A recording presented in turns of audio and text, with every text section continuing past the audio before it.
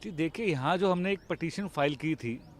मैं पहले एक बात स्पष्ट कर दूं कि हमने यहाँ पे किसी भी तरीके से डेथ सेंटेंस को चैलेंज नहीं किया। डेथ सेंटेंस देना बच्चन सिंह के केस में ऑलरेडी एक संविधान पीठ ने अपहेल्ड कर दिया कि डेथ सेंटेंस होना चाहिए अप्रोप्रिएट केसेस में।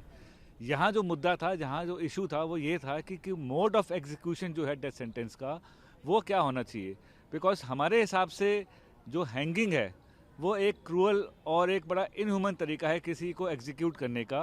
और हमने कोर्ट के सामने ये काफ़ी एग्जांपल्स दिए थे, जिसके अंदर जैसे यूएसए है जो कि मोस्ट डेवलप कंट्री है वर्ल्ड में,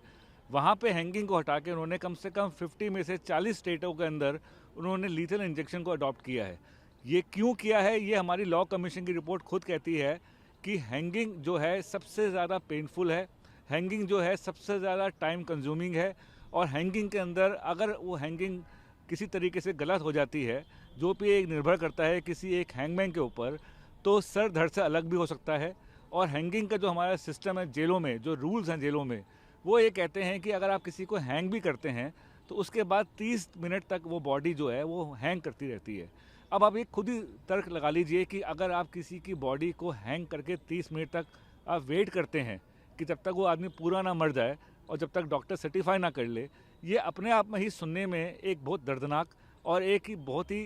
मेरे हिसाब से जघन्य तरीका है किसी को एग्जीक्यूट करने का। इसके इसके कंपेयर अगर आप करें तो जो लीथल इंजेक्शन है, और ये स्टडी है, ये मेरा कहना सिर्फ नहीं है, ये लॉ कमीशन की 187th रिपोर्ट है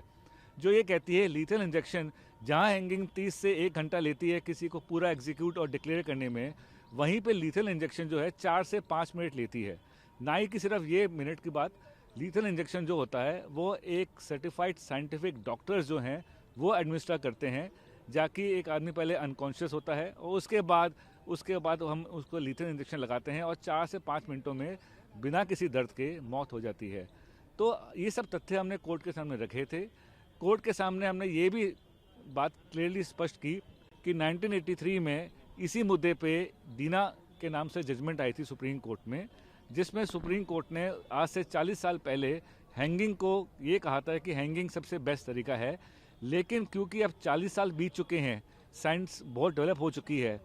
मेथोलॉजी काफ़ी डेवलप हो चुकी है, नया तरीका आ चुका है, बाकी कंट्रीज़ ने अडॉप्ट कर लिया है, तो कोर्ट इस बात से हमारे खिलाफ नहीं थी कि क्योंकि ऑलरेडी एक जजमेंट है इसलिए हम इसको इंटरफेयर और एंटरटेन नहीं करेंगे।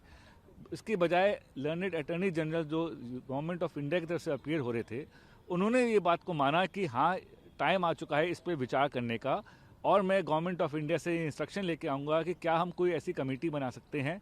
या जो चीफ जस्टिस ऑफ इंडिया ने इसको रिकमेंड किया था कि कोई कमेटी बनानी चाहिए जिसमें नेशनल लॉ स्कूल के प्रोफेसर्स हों, एक साइंटिफिक एविडेंस हो और डेटा हो जो कि गवर्नमेंट ऑफ इंडिया ने नेक्स्ट डेट में प्रोड्यूस करना है कि क्या हैंगिंग नेचुरली दर्दनाक है या नहीं है, और नंबर 2, क्या कोई और मोड ऑफ एग्जीक्यूशन हम कोर्ट के अंदर ऑर्डर में लिखवा सकते हैं या नहीं लिखवा सकते।